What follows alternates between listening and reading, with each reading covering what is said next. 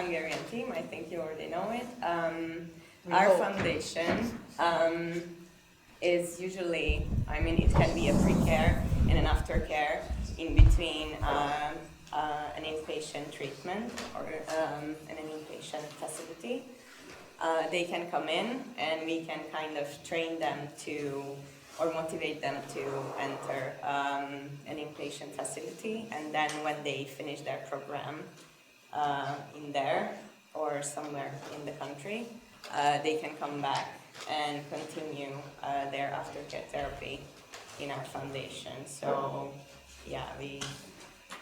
sometimes we are only pre-care, and then they come back and do some AA or NA groups, or they come back and they join to our programs, like our self-knowing groups and stuff.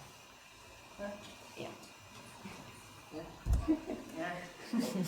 Okay, so these are our therapeutic qualities. In regard of NPS users, we not really differ our qualities, because it's like the general qualities in our foundation. Each of our clients has an individual helper. It's like a mentoring program, as we are not that old from them, so it's a sort of peer counseling, but as we are helpers, it's just like a bit different. So I think it's important to be honest with each other, be patient, but the clients and the team as well. We are not sitting on a higher position and tell them what to do. So we arrange these care plans that each of our clients have and discuss it with them and figure out what are their goals, and maybe we can add something to it, or we can motivate them to do more. And each year we go through the earlier care plan, and then we can figure out what the next steps are. And we have like a very close and personal connection between the team and the clients, like not that personal, but like they can come to us and they feel free to express their feelings, even though it's negative or positive towards us or towards other clients. We take part in every activities that we can, so in group therapy sessions or outdoor activities.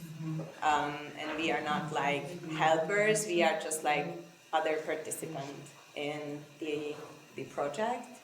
And we want to be like really reliable to them. So we are available in the opening hours, but they can also call us in crisis. And it's really hard for us to sense when it's a crisis for them. I mean, sometimes they call us in the middle of the night and we don't know if it's a crisis or they just drunk, and it's just fun to call us in the middle of the night. But it's hard to find the balance in there. But yeah, basically, that's the first question.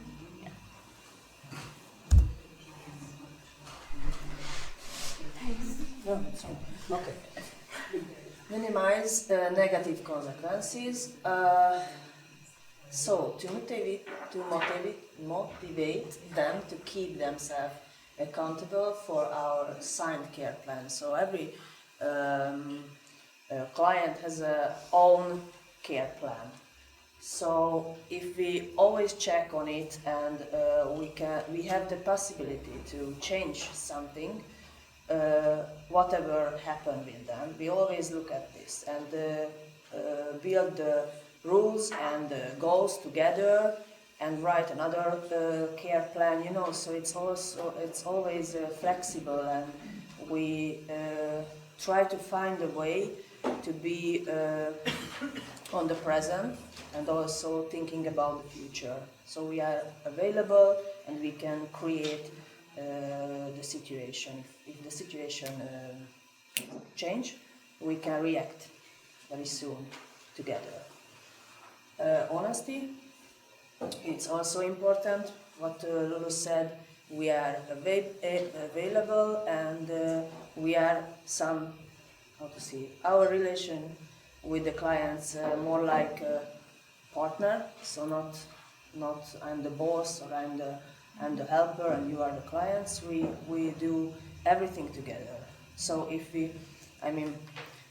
we try to find some goal, the first that the client say what he or she wants, and we try to put in the professional helping system these goals, create together, to include them into our community.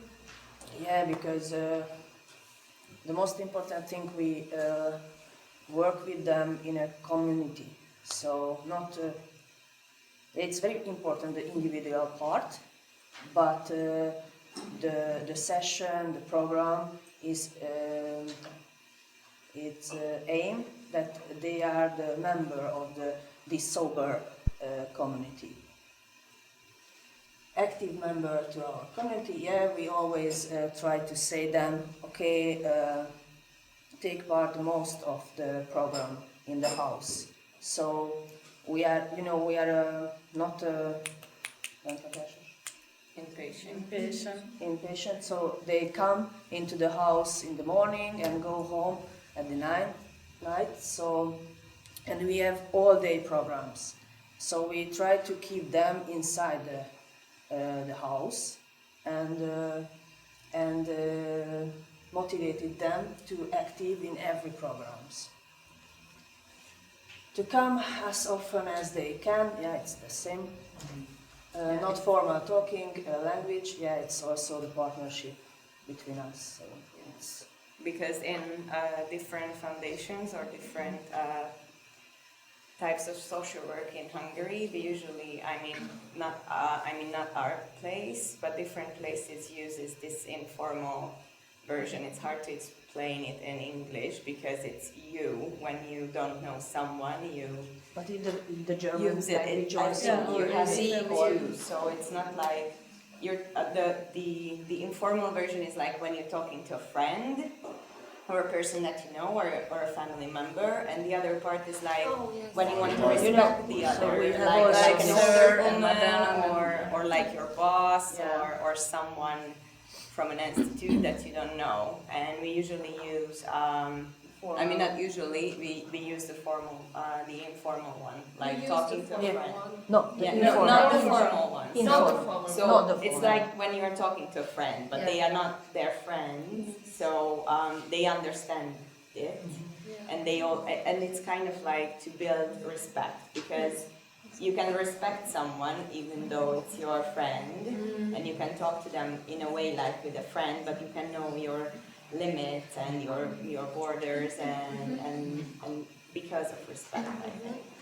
And these are also for prevent relapse. So when we mean to come as often as they can, so they know that we are available. So if they come as often as they can, that means they come in even though they are craving or something, a crisis situation happened, so they come in and not use. So that, it would be very hard to speak in a formal language with somebody who is just 14 or 15. So, 15, so it's hard to imagine. They are close to our age too. How old are the youngest people that come to 15 or 16, and it's usually under 30, but we have some other clients who were over like 40, but it depends. If we can integrate them into our community, it can work, but if not, we have other recommendations for them as well. So we are not shutting them out without options. We give them options and they can choose. Yeah, and I think this way of communication also helps us to make or to build our relationship or partnership more close or deeper. Yeah, and maybe more honest. Yes. Yeah, because they can express themselves in a way that they would do with their friends. And you don't think that it could be way too personal, so that they need you to be clean? You know what I mean? Yeah. Because of the bonding. Yes. Yeah, but I think they have to try. I mean, it's always up to us. And if we work as a team and we stick together, and if we have a problem with the clients, like, I think the bonding is like way more personal than it should be, and we can discuss it. We can get the support from our team, and they have to respect our rules. And they know that, for example, if we have an individual session with them, and they like, okay, this is a secret, please don't tell the others. This is like a situation that usually happens, like not Almost every every session, day. but almost every day. And you're Yes. like, everyone in our team is like, okay, you have to understand that we work in a team, and it's crucial for the others to know what happens in your life, because if they don't, then they don't know what's happening and they don't know how to react to it.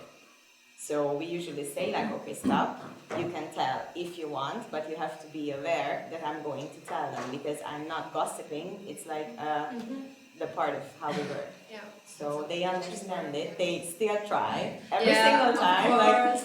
I'm your Even buddy, if they and like, know. yeah, this shit happened, and like, yeah, but Yeah, but it's important that we share only with the team yes, and not Of with other course. clients. yes, It's our part to deal with this. Yes. I mean, Yes. it's very hard, but we every day train ourselves, I think, and then discuss about it. What is our border, or so yeah. But anyway, I think it's kind of not problem, because in the next 10 minutes they are going to the garden and tell to Yeah. everyone. yeah. Yes, So, So first it's a try to be a secret, and then it's all out, and like, yeah. Okay, thank you. Okay, so the criteria to stop after caring, it's like when they overuse our institution or our programs, or they got hospitalized, fuck, I can say it. So when they get used to use to our programs, like I don't know, they are just there in the house because they don't want to go out, or they don't want to leave their comfort zone. It can be a problem, because we have clients who did this before, like just to come in and be in their comfort zone. I mean, how to explain? So it's really hard to realize for us when it's this part, when they're just using the programs and the activities just for fun, not for the therapy. Improving, yeah. And they are too scared to face the real world. It also can be a problem.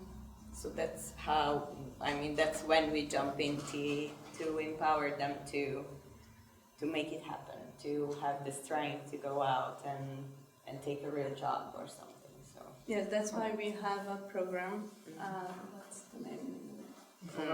it's like a safe environment, workplace. To reintegrate them to the Open world world market. Yeah. Yes, and they're addicted to the facility. Yeah, it's the same, or they scared to leave their comfort zone, or over our okay, it's our part. So when we have to know where is our competence. I mean, where is the limit? Because sometimes. I don't know, for example, I am a social worker, and if they have some mental health problems or illnesses, I need to know where I can help or where I cannot. Because if I can't, I can go in and try to help, even if I know that's not my field. So, yeah, it's from our part that we need to know where is our professional level. And put other clients in danger by disturbing drugs. Yeah, we had a client who, actually not one, Several. yes, who tried to sell drugs to the others Or pills or or anything. else, Yeah, and it's it's just too dangerous because we are a safe house.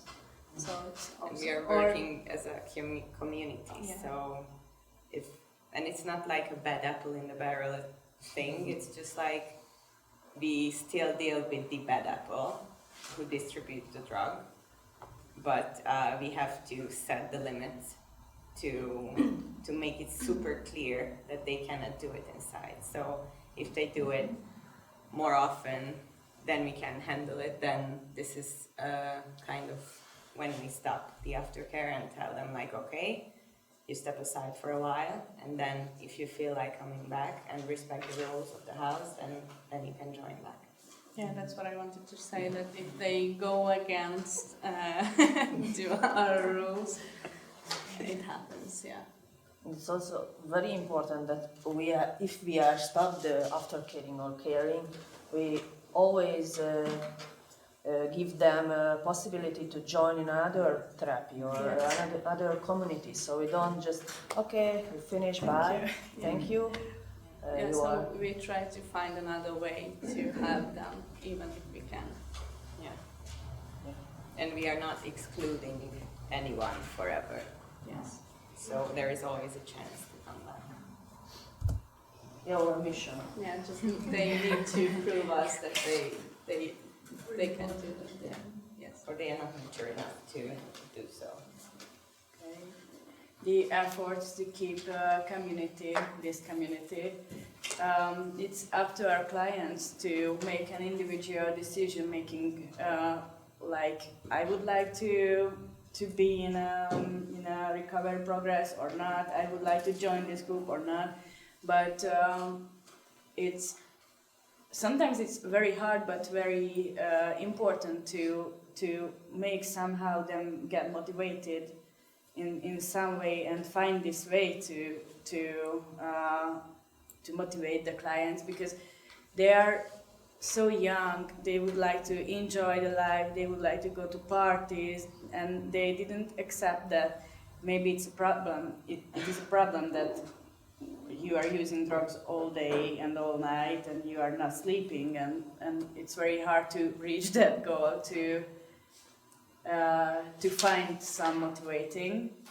But this is what Anna said, we always can renew their care plan and maybe find another goal. If the full sobriety is not work for someone, maybe we can say, okay, let's try just use a little bit less than that you are using in this period, and maybe it can help.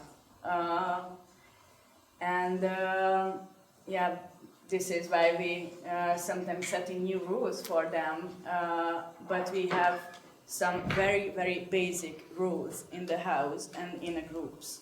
So we are trying to keep that rules because we believe it's important.